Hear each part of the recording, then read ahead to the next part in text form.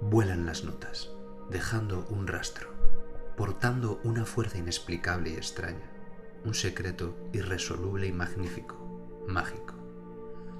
Vuelan las notas, perdurando y cambiando las cosas, moviendo el mundo, haciéndolo girar, dándole a todo el sentido que necesita. Vuelan las notas, conviviendo con nuestros días y nuestras noches, con nuestra luz y nuestra oscuridad, transmitiendo la esencia de la vida. Vuelan las notas desde una pequeña habitación, en un pequeño barrio de un pequeño pueblo, a través del tiempo y para siempre.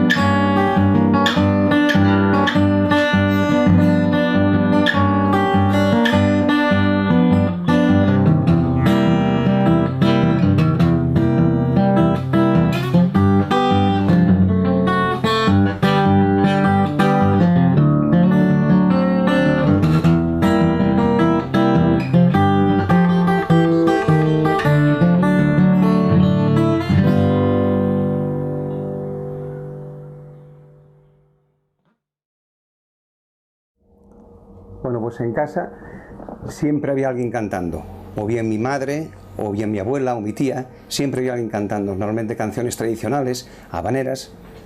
Lo que no teníamos era tocadiscos, entonces el único medio que había para escuchar música era una radio vieja que teníamos, y cuando llegábamos de la escuela la poníamos y estaban siempre en el hit parade los Beatles, y era lo que oíamos, el Love Me Do y todas estas canciones. Los discos normalmente los solíamos escuchar cuando íbamos con mi hermana a los Guateques. Allí pues había una colección de discos de los Beatles, los King, Manfred Mann, Rolling Stone, y después de grupos españoles, los Íberos, el Dúo Dinámico, que era lo que en aquella época se escuchaba. Acostumbrados normalmente a escuchar este tipo de música de los Beatles, un día vino un amigo por casa y nos enseñó un disco de un guitarrista negro que nos decía que hacía cosas muy extrañas con la guitarra.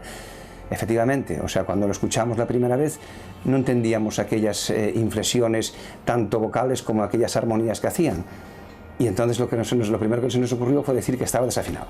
Con el tiempo nos dimos cuenta de que aquel lamento que salía de las cuerdas de la guitarra no era otra cosa más que tirar, forzar las cuerdas hacia arriba, que eso no lo sabíamos, consiguiendo un efecto tal que este. A partir de ahí empezamos ya a tirar de la cuerda y hasta hoy en día que seguimos tirando de ella. El aprendizaje era bastante complicado en el sentido de que tenías que coger una estrofa y tararearla, repetirla tarareándola hasta aprendértela. Después eso lo llevabas a la guitarra. Cuando terminabas esa estrofa, cogías la siguiente y después otra, hasta que ya, o sea, pues yo qué sé, prácticamente en cuestión de un día terminabas una canción completa. Pero el aprendizaje era muy, muy duro y muy lento, muy lento. La relación con mi hermano era y es hoy en día una simbiosis perfecta. Él normalmente soleaba y yo acompañaba. Él hacía melodías y yo hacía los ritmos. Por otro lado, él normalmente estudiaba a Eric Clapton, a Wes Montgomery, Charlie Christian, y yo me decantaba por Jimi Hendrix, por Django Reinhardt, por Barney Kessel, y después esa información la compartíamos. Era un flujo constante de información que nos compartíamos uno y otro. El espectáculo es una característica del rock.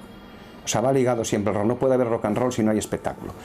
Entonces, es curioso, por ejemplo, tocando en un concierto que coincidíamos con los Stukas, el saxofonista Altable, que en paz descanse, le comentó al de la comisión, nos querían hacer tocar a los dos grupos en un kiosco, y él les comentó, dice, nosotros no tocamos en kioscos, tocamos en plataformas. Ese fue el detonante. A partir de ahí todos los grupos que había en Asturias nos negamos a tocar en kioscos y empezamos a seguir unos escenarios que tuvieran unas medidas tanto de ancho y alto para que, no sé, cupiera un backline suficientemente espacioso para que pudieras correr por todo el escenario y dar un concierto de rock con lo que requiere el rock and roll, espectáculo. Bueno, pues fue una sorpresa muy grande. En Puerto de Vega no se oía la frecuencia modulada. Entonces cuando lo llamaron, pues eso, le preguntaron, oye, ¿eres el batería de Doberman y tal? Dice, sí, yo soy Ramón Trecé y estás en directo en Radio 3. Dice, sí, yo soy la pastora Marcela. Nos llamó con un cabreo monumental, pero ¿cómo hacéis eso? ¿Pero cómo no me avisasteis que mandasteis la cinta? Entonces, nada, a partir de ahí se enteró él y el teclista que habíamos mandado la cinta, pero fue una cosa, o sea, digamos, de casualidad. O sea, tuve que llamar a Radio Garabandal, de aquí de Navia, o del Espín creo que estaba ubicado, hizo la conexión él y nosotros íbamos Radio Garabandal y por Radio Garabandal escuchábamos Radio 3. Justo salimos detrás de Barón Rojo y cuando terminó dice mi hermano, ese es el camino, el de Barón Rojo.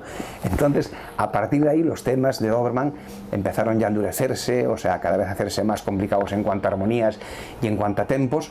Y empezamos a desarrollar un tipo de música que nosotros llamábamos hard blues, que estaba basado prácticamente en el hard rock y en las armonías y en las escalas de blues.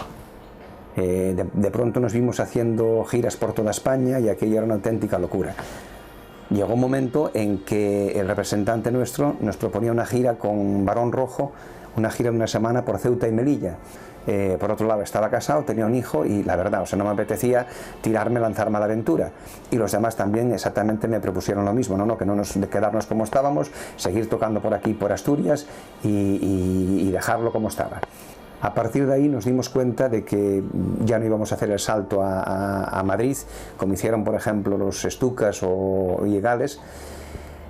Y decidimos, pues eso, o sea, decir, mira, esto no vamos a tocar por aquí y esto, vamos, es mejor ya que lo dejemos ahora que estamos en lo más alto, digamos, de la carrera musical.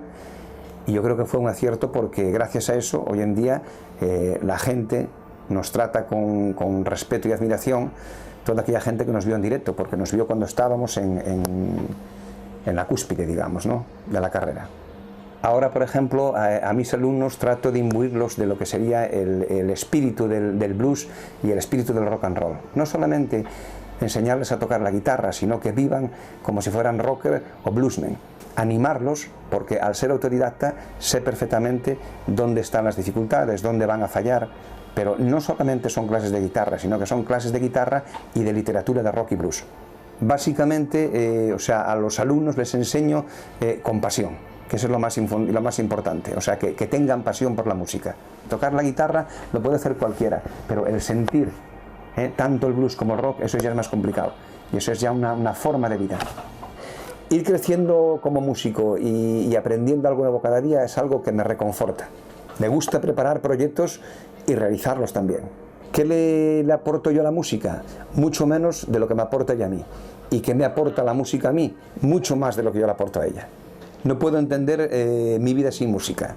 Son muchos años y mientras Dios me dé este don, me siga concediendo este don de poder tocar la guitarra y también pueda contar con amigos que, bueno, de alguna manera soportan mis rarezas musicales, pues seguiré estudiando, aprendiendo, componiendo y tocando música.